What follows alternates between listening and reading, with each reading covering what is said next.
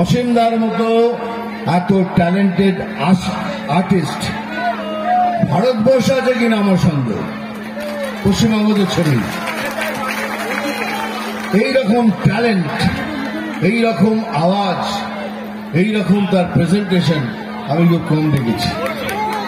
আমি অসীমদার এমন কোন রেকর্ডিং যেটা আপলোড হয়েছে শুনেছি, এমন কোন রেকর্ডিং নেই যা শুনিনি। আমি চাই অসীমদার জন্য এসে আমি খুব আনন্দিত। অসীমদাকে আপনারা বিপুল ভোটে জয়ী করে আনুন, ছোটখাটো মার্জিনে হবে না। তবেই তো ওনার ট্যালেন্টকে আপনারা রেসপেক্ট করবেন, ইজ্জত দেবেন। এবার কিছু বলতে হবে, সে বলার আগে বলিনি, এই যে এইমাত্র গানটা হলো, গানটার মর্মটা কিছু তো আপনিও বলেছেন, আমিও বুঝেছি। এইরকম মিথ্যে কথা জীবনে আমি, আমার এত বছর বয়স হয়ে গেল, আমি কোথাও শুনিনি। কথায় কথায় মিথ্যে কথা, মিথ্যেবাদী চ্যাম্পিয়নশিপ উনি প্রত্যেক বছর জিতবেন, আর বছর না, প্রত্যেক বছর জিতবেন। যেমন ধরুন মুসলমান ভাই বোন এখানে যদি আছেন বা দূরে আছেন, তাদের বলছি, হ্যাঁ আপনারা তো বিশ্বাস করেন বিজেপি মানেই মুসলমানদের পছন্দ করে না, খুব ভুল। বিজেপি মুসলমানদের বিরুদ্ধে নয়, আমি তার জিম্মা নিয়ে বলছি।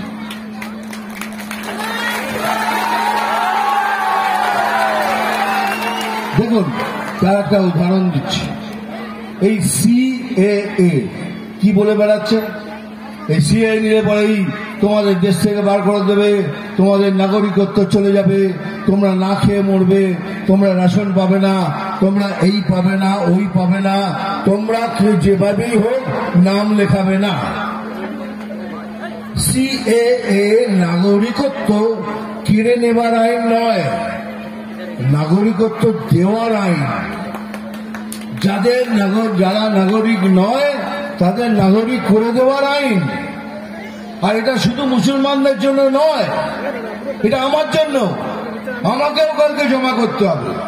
আমি ভারতবাসী হলে পরে আমাকে, তোমাকে, খ্রিস্টান, মুসলমান, হিন্দু, শিখ ভাই সবার জন্যই আনবে। আর কিন্তু উনি অনির্বাণ মিথ্যে কথা বলে যাচ্ছেন, চলে যাবেন চলে যাবেন চলে যাবেন।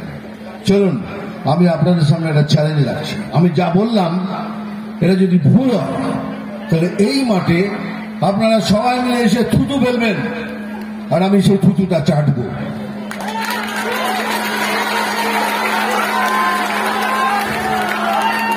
हिम्मत है, अरे भाई हिम्मत है तो सच बोल रहे हैं ना, डरने की क्या बात।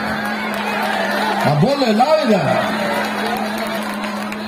এত বড় মিথ্যে কথা। তাহলে কিরাম মিথ্যে কথা বলেন, কিরাম মিথ্যে কথা বলেন, এই যে রামনবমীর দিন আমি আপনাদের পারমিশন দিচ্ছি যেন দাঙ্গা না হয়।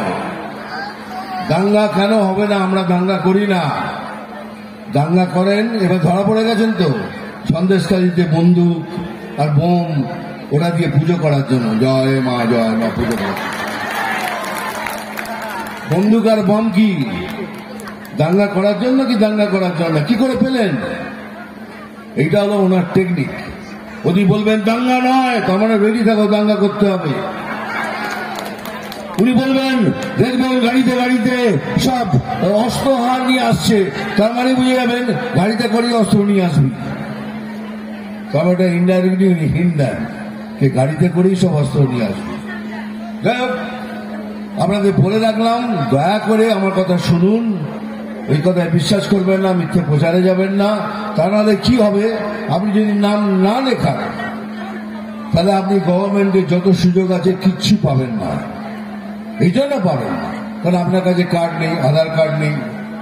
আধার কার্ড খুব জরুরি আজকের দিনে। আধার কার্ড মানেই আপনি এই দেশের নাগরিক। এখন আপনি যদি পয়সা দিয়ে চুরি করা আধার কার্ড করেন তার জন্য আমরা কেউ দায়ী নেই, কিন্তু যদি প্লিজ করবেন, আর যদি না করেন তাহলে ভোট শেষ, আপনারাও শেষ। আপনার এদিকও যাবে ওদিকও যাবে, দুকলি যাবে। তো দয়া করে আমার কথা শুনবেন। থার্ড, এই দেখুন আমরা বিজেপি এই পার্টিটা একটা প্রসেসে বিলিভ করে, এটা প্রসেস। আমরা কাকে ক্যান্ডিডেট করব না করব এটা আমরা অনেক ভেবে চিন্তে বিচার করে তবে করি। আপনারা ভোট দেওয়ার আগে 5 মিনিট ভাবুন, তারপরে ভোট দিন, যাকে ইচ্ছে ভোট দিন। আপনি খালি বলুন, আমার কথা জবাব দিন।